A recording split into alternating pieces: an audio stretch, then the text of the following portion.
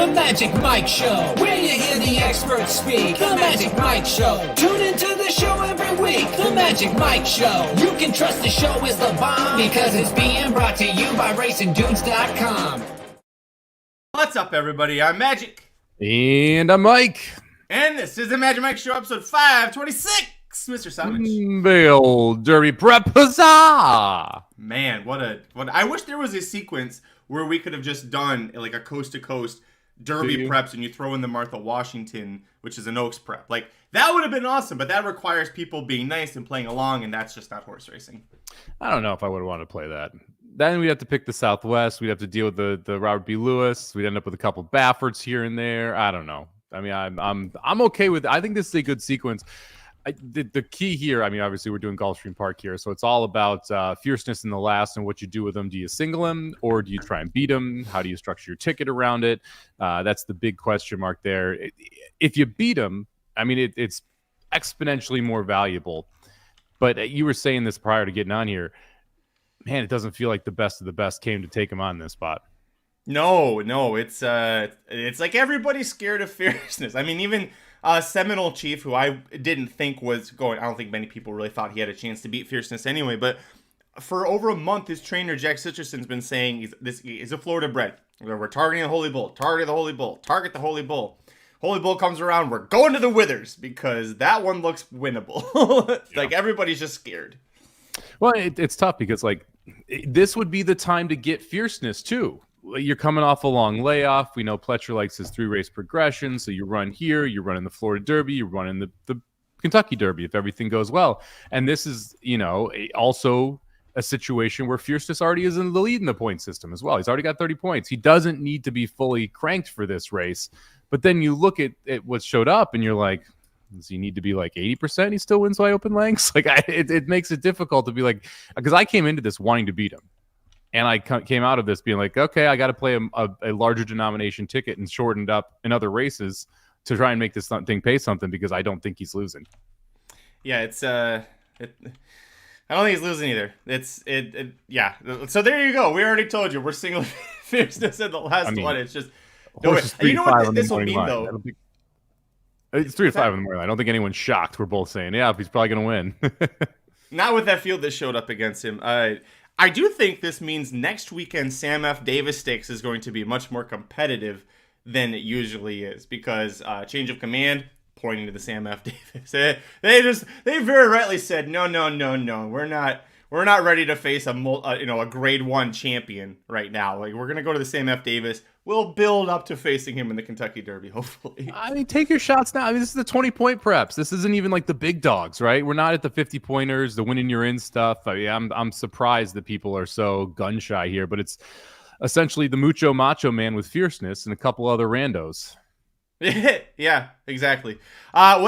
Not some Mirandos that we've got to talk about, though. It's an all-stakes late pick 5. I thought it was all graded stakes, but one of them is not, the Swale. However, should be a fun sequence. Mike has a press ticket. I almost had a $60 ticket for $1. I ended up going too deep somewhere, and I'll talk about where I think you could single in that spot as well. But let's get into it, buddy. Fun show at Gulfstream Park, Saturday, February 3rd. Riders up!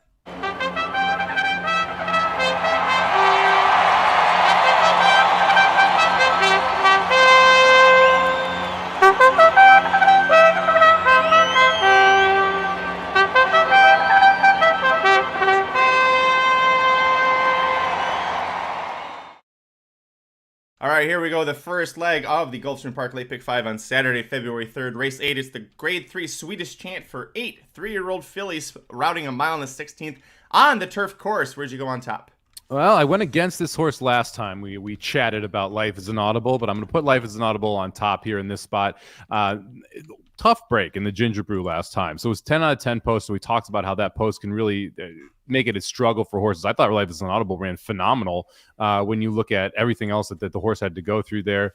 She was hung out 4 wide on the first turn. She had to go 4 wide on the second turn, was able to surge up, ran second to Azura, who's a horse that I talked about quite a bit, liked quite a bit in that spot. I think this is a much better spot with a much better draw for Life is an Audible. So I put her on top. I think she's going to be pretty tough in this spot. Yeah, this is, aside from the last leg, of course, this is going to be where we have the most agreement. You went 3 deep. I used all 3 of your horses plus one other and agree Life's an Audible. Had her on top last time, and at the last second with the scratches, I listened to you and added Ozara. Still didn't hit the ticket, but at least got that one right. Ozara kind of the common denominator between her and my second pick that you also used, the number 7 Milliat at 5-2. So we're using the top 2 choices here, but they both, I think, are deserving. Milliat, much more lightly raced than Life's an Audible. Right? Life's an Audible came within half a length of beating Hard to Justify in the Grade 2 Miss Grillo. That horse went on and won at the Breeders' Cup Juvenile Fillies Turf. Milliat, one race, debuts on synthetic at Dundalk in Ireland, then ships to North America, made a Sisterson barn debut going 7.5 furlongs over this course, rallied from last to get second by a neck behind Ozara that we just talked about there. And I like that we kind of waited. Like, Sisterson was patient, like it was a big race, her first race in North America, first time on turf, and he didn't go in to face Ozara and Life's an Audible. I said, we're going to wait. We're going to go to the Sweetest Chant here. I don't love that we lost Luis Saez because, other than Flavian Pratt, that's my favorite jockey right now. But Oisin Murphy, we talked about it last week with the Pegasus World Cup card. He's showing he can ride. He started off a little rough, which can be expected, but he can ride. He definitely is a talented turf rider. So, Milliat in second. Did you have her in second as well? I did have her in second as well. These were my 2 must-use. I'm sorry, no, I had her in third actually. I had someone else in second, but my main concern here is the slow break last time, and a European horse who Blake Slow now has a European jockey. I'm a little worried that could cause an issue here for Milliat. But you said, look, Ozara is the benchmark here, and this horse comparatively toward Life is an Audible is closer to Ozara than Life is an Audible was. So I felt like you had to use Milliat here. I handicapped without the morning lines. I expected Milliat to actually be the favorite. So I'm a little surprised Milliat's a little longer of a price than Life is an Audible, but 2-1, 5-2, 6-1, half a dozen the other. So not too shocked about that. I had the 6. Dramatic Pricing is my second choice here, and the other must use for me. Dramatic Pricing, Chad Brown here. It's a horse that actually showed some tactical speed again in the day on debut at Aqueduct, going a mile and a 16th that day. The second place finisher, Way to Be Mister, ends up was 5 clear of the third place finisher, comes back and wins next time out. I thought this was a really professional debut from a Chad Brown runner that you don't see that much speed from usually. Like, generally Chad Brown runners, especially on debut, they're further back and they're making one big sweeping move. This horse sat in third around the first turn. I thought that was a positive sign for her. So I had the dynamic pricing in second here. I'm loving the 8-1 price. Kind of surprised when I see that on here, that you're getting that large of a price in the morning line. Well, and I think it's because we have the 2 horses we've already talked about in here. You have a proven stakes horse, and then actually 2 proven stakes horses who looked very, very good in those efforts. I had dynamic pricing as well that I used, as I mentioned. I had her 4th, but I definitely thought she was usable. One thing, I agree with everything she said. One thing I'll add is that she was closer, and it was a 25, 50, 114. Like, they were putting Aqueduct winter dirt times onto the Aqueduct turf course. And so I like the fact that she was able to come home in like, I think 6-2 to get the job done there, and fought to be up by a nose. And you mentioned Way to Be Marie, second place, was 6 lengths clear of third place, and she was a next out maiden breaker. So I agree with you on this one. A horse that was actually 6th in that race is the one that I will also be using here. My 4th pick, number 3, Style Points at 15-1. First of all, you almost never see a Christophe Clement first-time starter going 2 turns go off at 7-2. Like, this horse got bet. Didn't have a great race, but I'm willing to be forgiving. Again, it was a very slow race. I'm willing to be forgiving about that. She was much more tactical last time out during the championship meet at Gulfstream over this course and distance. I thought she showed good spirit, good fight, and that effort got the highest time form figure in the entire field. And again, over the course and distance, to me, I thought that was really stupendous. We're getting Tyler Gaffalione back aboard after last time out at 15-1. Very happy to add her onto my ticket. Yeah, I was surprised she wasn't bet in her second race. It goes off at 5.5 to 1. It was that bad looking. I mean, it's kind of wild though. When you see the horse, generally when a Christophe Clement gets bet first start, and it wasn't wonderful, but then do you see them come back at Gulfstream after being at Aqueduct? Usually you're going to get bet in that spot. That horse wasn't. I don't love the 3 here. Clement's actually having a pretty good meeting. He's been, we all know how good of a trainer he is. I took a long, hard look at the 5. Makanga. And if if I was playing a 50-cent ticket, Makanga would be on it. And Makanga was on the 50-cent version when I was putting this together, when I was going to try and beat Fierceness. These two are your gate to wire threats, the 3 style points and the 5 Makanga. I like the 5 Makanga a little bit better, but look, style points could steal it and has the inside track. We've talked about how being inside speed can be so valuable in these spots. And I also, with style points, I get a better, not only a better price, but I get a much better trainer for this type of position in Christophe Clement than Liz Dobles. No offense to Liz Dobles, but this isn't the championship meet like when the horse broke the maiden gate to wire.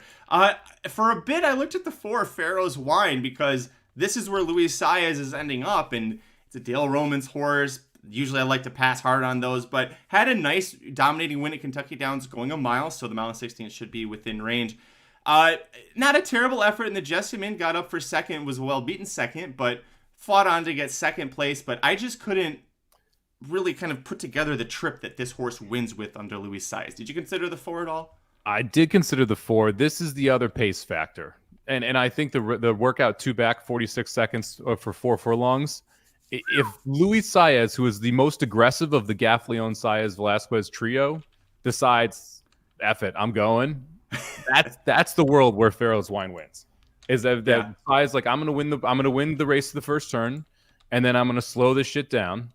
And I'm going to beat everybody to the line. And that, to me, is the big thing here is what happens with the 3, 4, and 5, and who do you kind of like? So I don't think you want to use multiple of them unless you're just like, screw it. I think this is going to be a gate to wire race. I'm just going to use the 3, and I'm going to leave everybody else off. But I think that the 4, Luis Saez, if he wants, can really go after it and go for the lead. And if that's the case, I mean, because you mentioned, like, we don't have like blistering fractions from anyone. Style points last time, 48 and 2 to the half, wasn't in first place. When the 5 went gate to wire, went 47 and 3. So you think the 5 is faster than the 3. So then the question is, does the 4 want to send? And if Saez wants to send, I think Pharaoh's Wine's live. I just don't know what the horse is going to do. And I keep going back to Life as an Audible when I was looking through this, and like, look, with a better trip, she's going to be really tough here. And I think she gets a better trip because of the post switch from the all the way outside to all the way inside. Should be able to save quite a bit of ground. And I think dynamic pricing just has upside. And so for me, it was hard to be like, okay, I'm not going to hit the all button and then use fierceness in the last race because that's just a waste of money. So it's like you got to figure out how you want to play this. And to me, it ended up, look, I'm going to leave off 3 horses here that I'm reasonably scared of, depending on how this pace plays out. I didn't use the 2. Madam Mischief, Ed Burke brings up she had traffic issues in the last start. That's true, but 2 starts back, she didn't have traffic issues, and she didn't run any better, and she's kind of facing similar horses. She is facing similar horses here, so maybe an underneath horse, but neither of us think the 2's really got much of a chance to win, right? Doesn't the price seem wrong? Yeah. I mean, 40 to 1, 2 back, 18 to 1 last time. Are we really sure that we should be 8 to 1 this time? It seems like a pretty drastic price drop for a horse that needs a lot to go right to be able to get the job done. Move on, second leg of the late pick 5 at Gulfstream Park on Saturday, February 3rd. Race 9 is the Swale Stakes. We've got 9 entered, but it'll be a field of 8 going 7 furlongs on the dirt. The rail horse, your 9-5 favorite, Ben Tornado, is scratching in favor of the Saudi Derby later this month of February. So the prices are definitely going to change come post time for these horses. Who'd you end up going with on top? Well, I would have had Ben Tornado, but he is not running. So I'm going to go to the 7-horse Legalize here. Another speedball. Sherry DeVoe trains this one. Saez gets them out. When he rides forward, they do very, very well. 21% overall and 24 mounts so far in the last 2 years. The race 2 back at Churchill, I thought was a very good win. And then you come back and you run in the Sugar Bowl last time out for 97,000 and wasn't on the lead, but was very close to it. Essentially the widest of the 3 speeds, and then able to take over down the lane and get the job done. That was going 6. The race before it was going 7. We're stretching back out to the 7. I don't think that's going to be any issue for this Son of Constitution here. 3 to 1, probably a pipe dream when Ben Tornado is out of here. So I'm guessing this is going to be your favorite, maybe 7 to 5-ish, somewhere in that range. But did like Legalize on top. I'm pulling a you. I'm watching Fairgrounds right now. Aaron Haltman's best bet of the day for Due to Bet Daily at Fairgrounds is trying to break her maiden. She needs to change her leads or this Brad Cox is going to get her.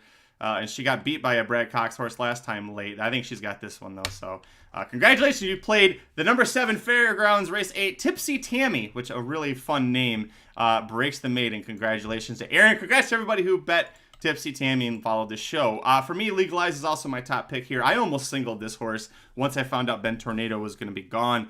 Already has a win at 7 furlongs, so going from 6 to 7 is not a concern.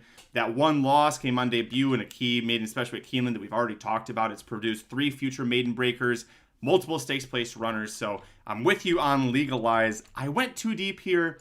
I did go with Colorado Cruiser as the other horse here because I think this race is going to be won on the front end. It's either the horse that's leading or the horse that's sitting just off. I think Legalize sits just off of Colorado Cruiser. As a horse is, it's a major class test, right? First test versus winners. Now he's up in a stakes company. However, you look at who he was facing in California, and I understand why they got the hell out of California. You were losing to Nisos. You're losing to Coach Prime. Both of those horses are in the Kentucky Derby prep races. Showed really good fight to break the maiden last out, earning a field-high time form figure in doing so. Now he drops the blinkers for Sisterson. Here's the concern I have, and you actually brought it up in the previous race when we were talking about Shane Murphy riding the 7 Milliet, how she's a little slow out of the gate and he's a European jockey. This is a speed horse, and we've got a European jockey on dirt. Shane Murphy can win on dirt. He won the Breeders' Cup Distaff a couple of years ago, but not with a speed horse. So I'm very curious to see what this pace ends up being here. So I went 7-2 because I think these are the 2 best horses on the front end, but there is concern about Shane Murphy riding Colorado Cruiser. Yeah, I mean, also now on the rail, that's not wonderful. Like that makes that break so much more important now with the 1 out. So that was a concern for me as well. Other issue, the 7 furlongs. This horse is 2 for 2 at 6 furlongs, 0 for 2 going 6.5 and 1 mile, and both times. Let's say that the end of the race was not friendly to Colorado Cruiser. Really faded off in both of those spots. So a little concerned about the 7 distance as well here. I ended up going 3 deep here in this spot too. I liked the 6 Risk It quite a bit here. Now this is an Asmussen horse where you could tell they got some Derby fever after that win at Saratoga. And it was one of the most impressive wins we saw by 2-year-old all season last year at Saratoga. Goes to the Iroquois in 1 mile. I thought ran pretty well. Ends up running second to West Saratoga that day. 2 races at 1 mile and 16th. And you know what? They weren't very good. So it's time to cut back to 7 furlongs. And that's where I think this horse wants to be anyway. So I'm going to play Risk It on the cutback here, getting a 9-2 price. And that I assume will drop. But this is a horse that should be able to sit right off the pace and still have some kick. I think the cutback a positive here for the Asmussen trainee. And then I'm going to go to the other California as my longer shot priced horse here. I'm going to go with Grand Mo the First. It's a 12-1 shot. Paco taking the ride. Barbosa trains. This one went out to California to run in the Zuma Beach, which is really interesting because you don't see Barbosa do that very often unless he thinks a horse has some big-time upside. 2 for 2 over the Gulfstream Park Synthetic. Showed some speed in both of those, but was able to pass horses as well. I love the running style that we've seen from Grand Mo the First so far. So this is a horse that's been able to sit off the pace, been able to show early speed, and then been able to close last time in the Zuma Beach as well. Was last of 8 at the half-mile point, ended up running up to 3rd, endlessly won that race. It's a very good horse. Got some time off. Now we're debuting here as a 3-year-old, and Barbosa decides to switch over to the dirt, which I think is an interesting choice. But you look at the breeding, I mean, it's Uncle Mo out of a Giants Causeway mare, so you've got turf, you've got synthetic, you've got dirt throughout that entire pedigree. So I think Grand Mo the First is another horse that's going to be able to sit behind the early speed and be able to make a big move here. 7 furlongs shouldn't be an issue. So I'm going to go with the 4 as well here at 12-1.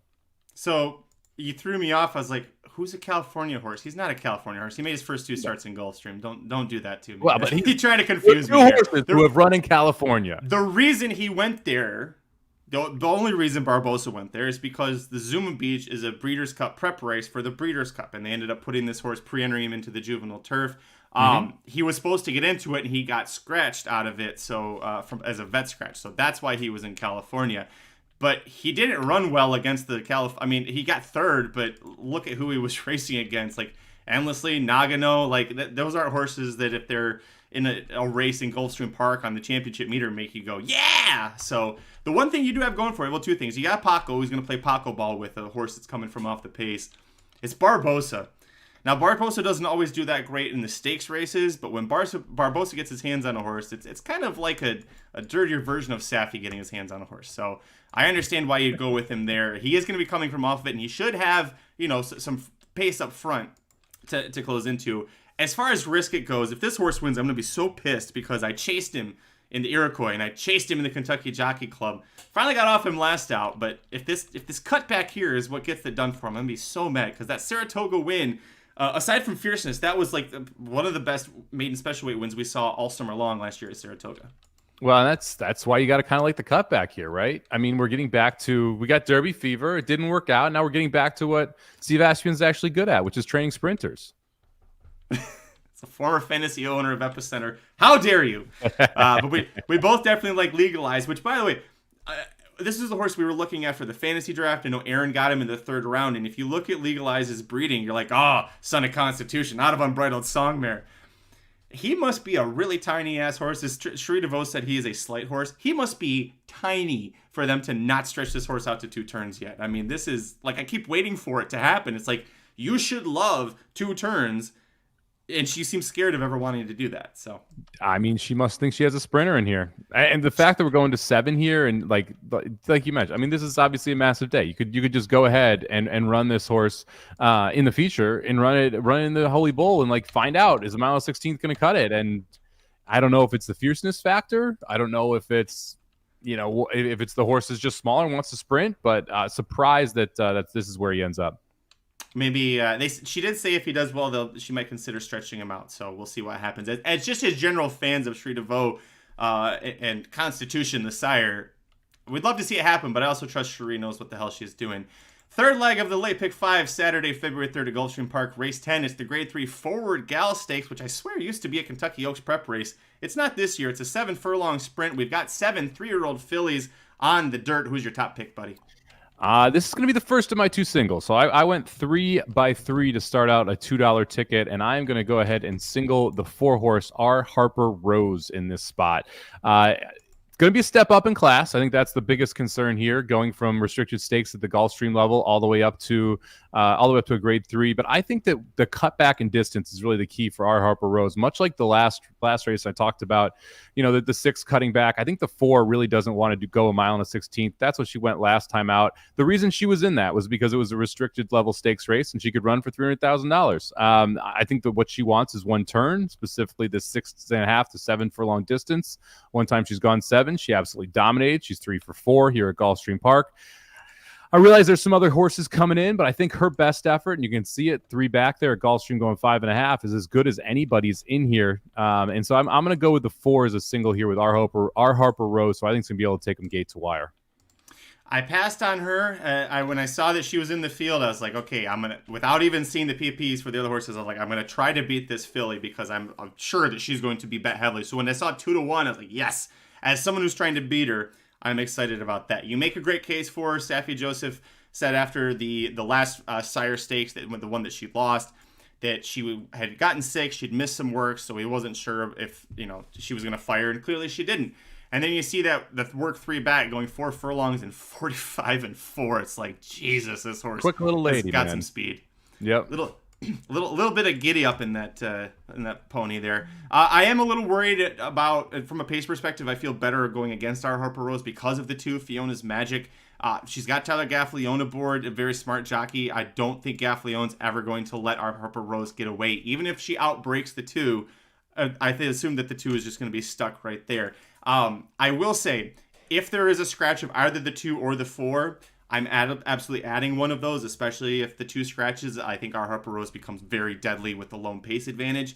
But the way it's set up right now, I'm going to try and beat her. First horse I'm going to try and beat her with is the 5, Nikitas, 5-1 on the morning line. Debuted on turf for Chad Brown. Damn Sire's the factor. You absolutely understand why she would try going on to turf there. Didn't work out. They switched her to dirt. She missed winning at 7 furlongs this distance by a head to a horse named Alpine Princess. Alpine Princess then went and won the Untappable Stakes at Fairgrounds and is targeting the Grade 2 Rachel Alexander in 2 weeks, where she will likely be a heavy favorite. So she's got some class there. I also went with the number 7, Whit Waters Rand at 9-2, and this is a horse that also brings some class. She won 2 of 3 on the Woodbine Synthetic, including the Grade 3 Mazarine Stakes, so graded stakes winner. I think cutting back from a mile and a 16th, which on the synthetic is 1 turn at Woodbine, cutting back to the 7 furlongs, I think is still going to be very good for her. She's got the talent. She's got the class. She has good breeding. The question mark is the surface. But again, if I'm trying to beat our Harper Rose, who's going to be, if not the favorite, the co-favorite in this spot, I'm willing to take a shot with Whitwater's Rand. She kind of reminds me a little bit of what Mark Cassey, her trainer, did with Wonder Godot, where he's like, well, got this great horse on the synthetic. Let's try her on the dirt. I just hope that she doesn't have the same second-itis that Wonder Godot seemed to have quite a bit. But she still got 2 wins to her career in 3 starts. That's a good angle so far. That is a good angle. And Nikitas, I'm surprised you're using this horse. We just joked last week about Chad Brown in dirt races, and here you are coming right back to Chad Brown in a dirt race. I couldn't get to Nikitas, especially when it takes 4 efforts to break the maiden. I was just like, nope, not Chad Brown, shorter price, no thanks.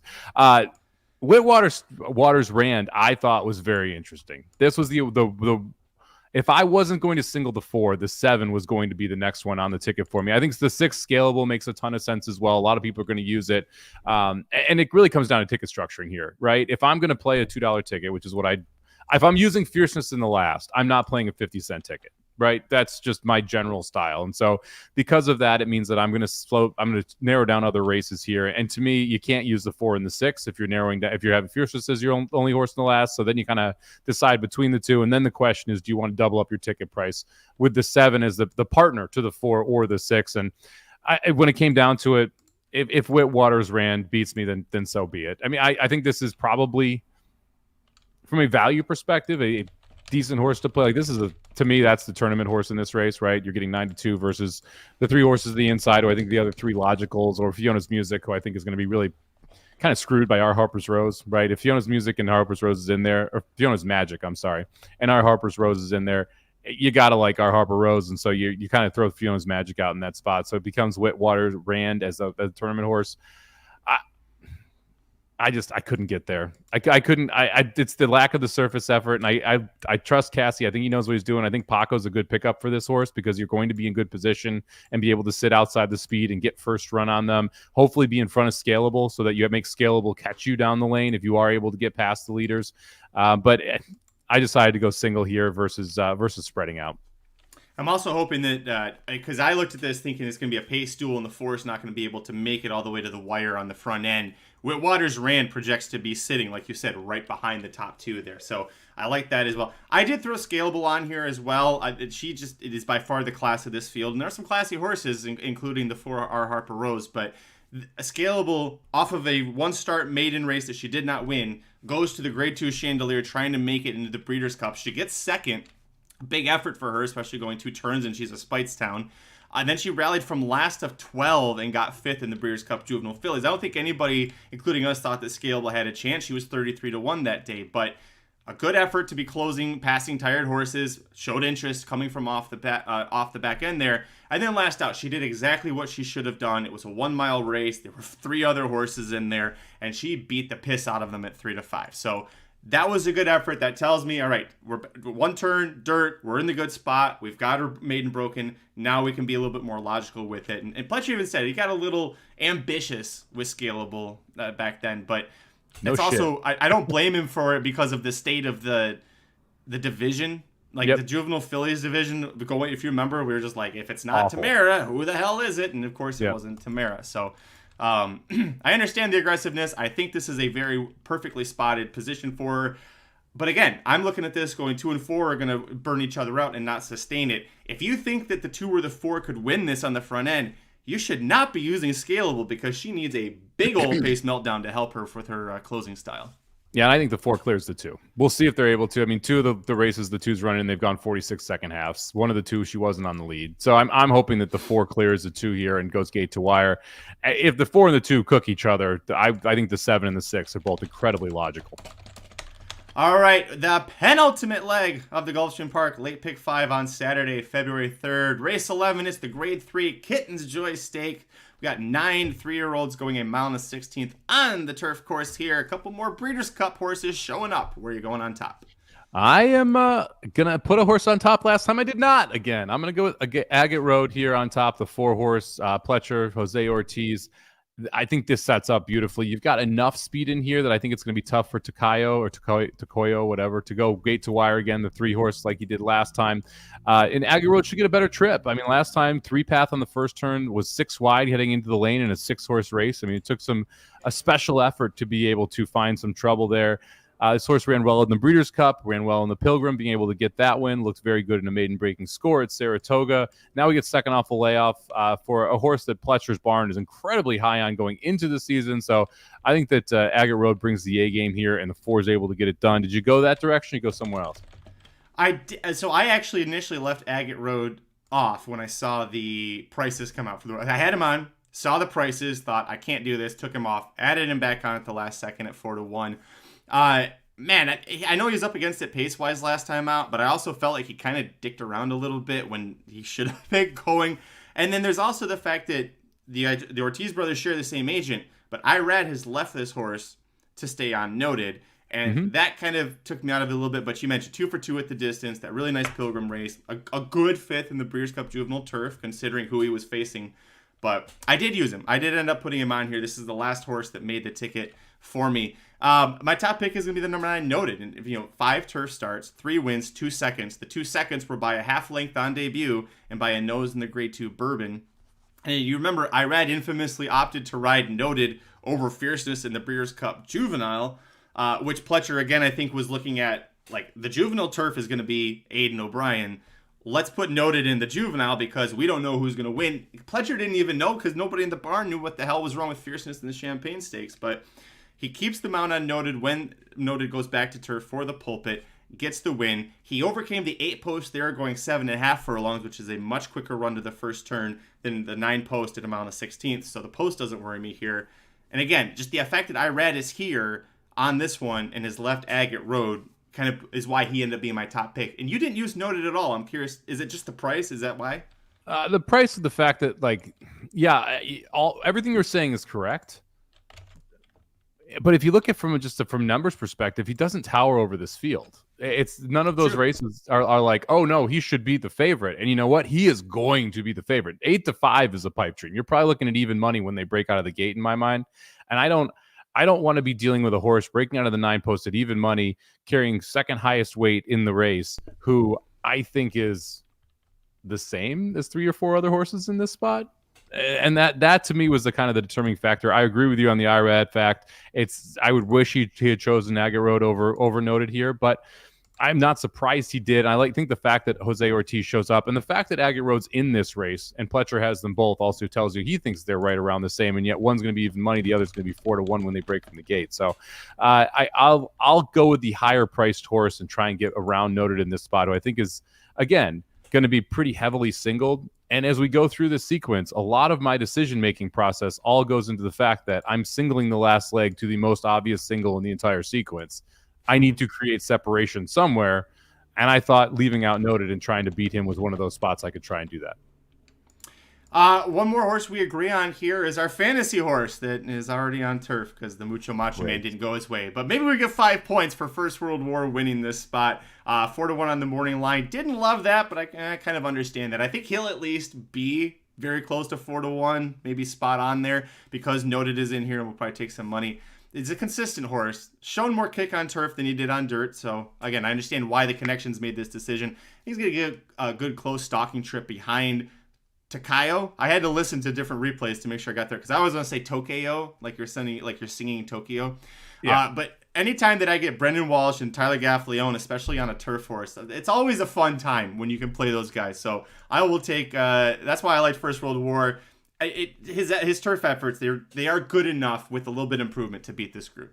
Yeah, I mean, I guess the argument the question you ask is this a turf horse or a dirt horse? Because if this is a turf horse, First World War should probably be the favorite in this race, which sounds silly, but the dirt numbers are as good as anybody's turf numbers, and his turf numbers are adequate for his first 2 starts. Did end up running 4th in the Bourbon, lost to Noted, who ran 2nd in that spot, but I didn't think that was exactly the best spot for him, especially when you factor in the fact that he broke out of the 12 post, and being 12 out of 12 at Keeneland and trying to be forwardly placed is a very difficult thing to do on turf. And he clearly got tired when he got around to the end of the race. So it made sense for me there. I think I think it's also some skill on First World War because this horse should. The breeding says you could do either, but it also says pretty turf here. I mean, it's Warfront out of a Magli d'Oro mare. I think the answer is going to be the First World War is a better turf horse, which means that this should be a pretty good effort. And you mentioned it, the tactical speed is a big plus for me here as well. When we're talking about Agate Road, we're talking about Noted. They want to come from way off it. This is not a turf course that you want to come from way off it and try and win a race. And First World War is going to be a little more forwardly placed, as is the other horse I used here, the 2-horse Edgartown, who's coming out of the Diana Beach, who lost to both the 3 and the 4 last time out, but that was first time in the barn for Grand Motion. That was also first out in 2024. Now we're getting second off layoff, second time in the barn. I think you're going to just see a much better effort from this horse. When I went back and watched that race, it just looked like a tired racehorse coming around the end. Felt like you needed to tighten this one up a little bit. I'm hoping that race tightened it up, and I like the fact that we just said, okay, off this race where we ran okay but not great, we're going to wheel right back and go back into stakes company. That tells me that Motion thinks highly of this horse, and that maybe my presumption there that he needed that race is correct. So I'll take 10-1 on the 2 Edgartown as well. I went back and forth about which of the long shots to use, and I don't hate Edgartown, but that effort in the Dania Beach, I was like, God, he just when it was time to go, everybody else went, and he just kind of like was one paced in the stretch there, and I didn't really like that from him. But you're right, first time with Motion, maybe Motion's got him a little bit tighter, a little bit more ready for this position. I ended up going just to his inside, the real horse, Hammerstein, for Brian Lynch. Who's just, we saw what he's been doing. Now, there's no Luis Saez, which would make you go, well, there's 50% chance of it winning here, but still, Hammerstein is going to pick up Junior Alvarado for the mount after Castellano's going to be at New York to ride in the Wither Stakes this weekend. This is a horse that first time out, he was on dirt. He faced Nash. Nash, ended up completely romping out of that spot. Hasn't done a whole lot since then, but hey, maybe Nash is just a sprinter, and we finding out the hard way there. Hammerstein, when he switches over to the turf, he's by Oscar Performance, so that's going to be a good spot for him. I really like that improvement, not only going dirt to turf, but stretching out to 2 turns. I think he's going to save ground, be a bit more forwardly placed than some of these other horses in this field, and come flying with a run. Maybe we can see Junior Alvarado pull a Ryan Moore and just skirt up the rail and get up there for the win. So I'm going with it at 15-1, and I got the doc seal of approval right there. All right. Yeah, I was a little surprised that this horse isn't a little bit short of a price. Mm-hmm. Just because I thought the way that Hammerstein closed that race, the last 2.5 furlongs, coming home in 28 seconds, I thought was pretty good. So that to me is one of those where if you can take a step forward off that one, it's a pretty big step forward that Hammerstein is a player. So I don't hate the use here, especially at the price.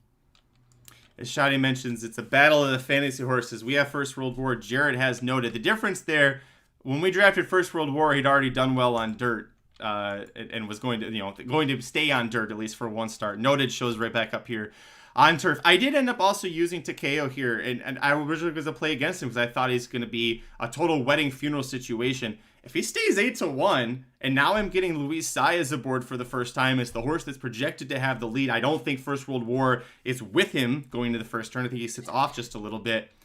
If Takeo gets left alone, like he was last time out in the Dania Beach Stakes, you got Luis Saez aboard. Tell me why he doesn't go gate to wire here. He's dangerous again. I mean, if he gets left alone. Now, I mean, that was really left alone. 25-50 is another world of alone, right? I don't know if we're going to get that much lackadaisical, or get that horses that are that lackadaisical early, just because like even First World War can go 46 to the half. So if First World War sees that type of pace, you'd hope that Gaffleon's like, no, I'm just going to go by you and take the lead into the turn. We'll see if that happens. But yeah, the fact that Saez picks up the mounts, I think, is a huge positive for Takeo. And again, I was going to go against him and had Agate Road on, and then I saw 8-1. I was like, I've got to use that. Now, I know that the Gulfstream Park morning line hasn't been perfect so far this meet with Brian Nadeau doing it, but man, if I get close to 8-1, I'll take it. Fifth and final leg of the Late Pick 5, Saturday, February 3rd at Gulfstream Park. Race 12 is the Grade 3 Holy Bull Stakes, a Kentucky Derby prep race where everybody other than Fierceness is running for second. Mike and I singled it. We talked about it. He's 3-5 on the morning line. No shocker there. A 7-3 Cold Exacta feels good with Otello, with the way as well as he ran last time out to break the maiden. I could see it happening here. So when he gets up for second, but you look at this field, Mike, and unless you think he's going to completely fall apart like he did in the Champagne, and the weather's not supposed to be, a downpour like he had that day, I could not make a case for anyone beating him or how he even loses this race. That's the problem. I mean, like, let's say he's 80% of himself. He's still better than this field. And and I don't think you're going to see him fully cranked up from Pletcher here. I think you're going to get a lesser version of fierceness. And that's what we've seen from Pletcher with these type of horses. And so, look, if I try and get around him, to me, Hades is the one I go for, the inside rail or Otello, one of the two. Otello is going to be coming from off the pace. See, fierceness has tactical speed too. It's not like fierceness is like Forte, where you're just like, okay, he's coming from the clouds or whatever. Like this is a horse that can sit close to the pace and be able to then kick on. I don't see anyone who can run away from him. And Hades and the two horses are the two that have in early speed that are going to try and, okay, can we create separation? I think they end up just kind of hooking up and setting up beautifully for fierceness to sit right behind the two of them. And then it's, does one of them hold and where does Otello come from? But yeah, I mean, like this was a horse I was looking forward to trying to beat. And then you look at who's trying to beat him and you realize you're in his corner because there's not much in this race outside of fierceness. Shadi says she's manifesting chaos by trying to fade the champ. And yeah, I'm with Doc. A lot of us are. We want to try and fade, and you mentioned it already that like if you're going to try to beat him, this is the race to beat him when he's coming off of a little bit of a layoff. But either of his races where he wasn't in an absolute deluge downpour, storm in the middle of a race, any of those races just absolutely smoke this field. So we're gonna roll with fierceness on this spot. I've got Otello in second. Sounds like you might as well. How about third? Let's give out a cold trifecta here just to try and make this last longer than 2 minutes to talk about this race. I was 7-3-2. So the 2 was the third horse for me. Irad picks up the mount for Jane Sabelli. Horse ran, I thought, pretty well. Was trying to close, but didn't really get space early enough in the Mucho Macho Man. Irad decides to run back in this spot. I think that's a positive as well. The price is 12-1. So you're getting the right price, a horse that should be able to take care of the distance. So I think that the 3 is the price I like the most. I looked at the 5 a little bit, but I just couldn't get there. I don't think the 5 is going to be able to hang on. So from a price perspective, I wanted someone that was double digits, and to me, the 2 made the most sense. Yeah, the 2 is a good option. The 1 is a good option. He's undefeated in 2 starts. Major step up, but does have that going for him. I kind of looked at the 6 domestic product, but it's Chad Brown. It's also a practical joke horse, and it feels like he's here because Chad's just trying to figure out some way to get him some kind of Derby points. Maybe he can, do something there. C Streak I thought is interesting, especially because he's 20-1 here, and he was 9-1 when he lost by 3/4 of a length to Otello in First World War. Not a great horse, and it's questionable to see what he can do at 2 turns, but he always gives a great effort, and he outruns, definitely outran his odds last time. It was first time blinkers, so. For a price, I'll go 7-3-8 for my cold trifecta here. I wish C Street didn't have the 8 post. That because I think if you flip Hades and C Streak, I'm a little more interested in C Streak, just because then you don't have to worry about being the 3rd wide speed into the first turn, which is kind of what this feels like for C Streak. Is that like you could battle, but like even if you battle, what are you going to do? It really feels like fierceness just gets the perfect trip, and Otello is the one who comes and picks up the pieces, and then you're guessing what speed horse is able to hold on for 3rd. Dancing Groom, the 4, also feels like one of those. Antonio Sano always has like one horse on the Derby Trail that he runs all the time. He's almost like the Venezuelan Dwayne Lucas. He just runs the hell out of him and puts him in all sorts of spots over their head. And once in a great while, that blind squirrel finds a nut and can get up there for, hit the board, if not win it outright. I don't think he's going to need 5 horses to fall down, at least in this. Well, he's probably going to need about 7 of them to fall down if he wants to win. But it wouldn't, if you wanted to use him, I'm not going to say don't use him underneath because he's bred to go 2 turns. Other than fierceness, there's nobody super scary here, right?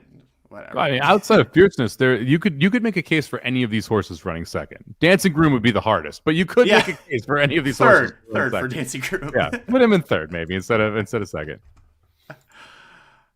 Well, that's going to do it for this episode of the Magic Mike Show. Thanks for joining Mike and I to talk about the Late Pick 5, Saturday, February 3rd at Gulfstream Park. We'll give out our tickets one last time for the audio listeners. If you're watching on video, take a look down below.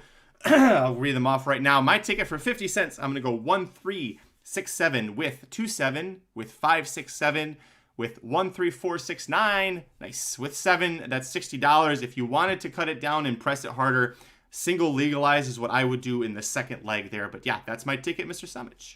I'm going to play a $2 ticket here. I'm going to go 167 with 467 with 4 with 246 with 7. $2. That'll cost you $54 in total.